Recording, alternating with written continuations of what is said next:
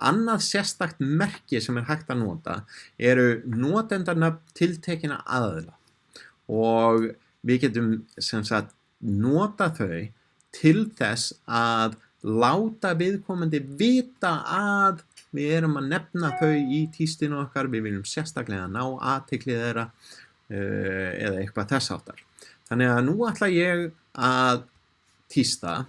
og ég ætla að búa til tíst sem að ég vil sérstaklega ná athygli Tryggva Þeyers sem að svona mitt venjulega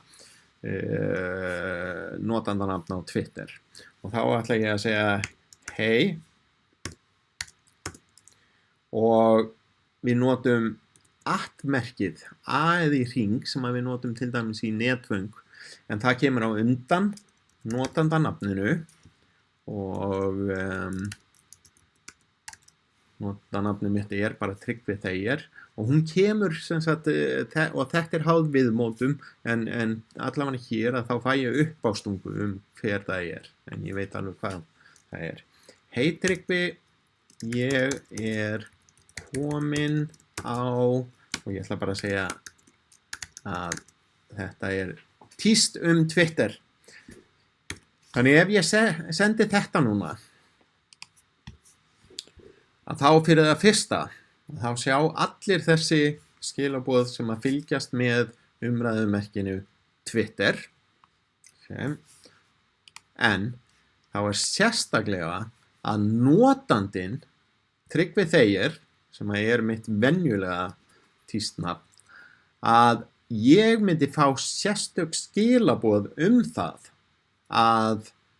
einhver hafi nefnt mig í tísti og þá get ég farið og séð hvað var verið að tísta og og annarkvort svarað spurningu ef að þessi þörf eða kannski einhver bara vekja athygli mína á einhverju sérstöku. En þegar við tökum þátt í umræðum og erum í samskiptum, erum að tístast á við einhvern, að þá þurfum við einmitt að nota notendanöfnin þeirra á þennan hátt. Að sem sagt ef ég sendi spurningu á annan notanda, að þá merki ég tísti sérstaklega með hans notandanafni og það þarf að vera @merkið og notandanafnið þeirra og ef að þeir svara að þá merkja þeir sérstaklega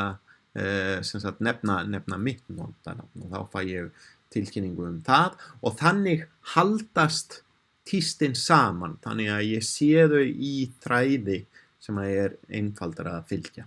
En ég fer betur út í þau mál í næsta myndskeiði.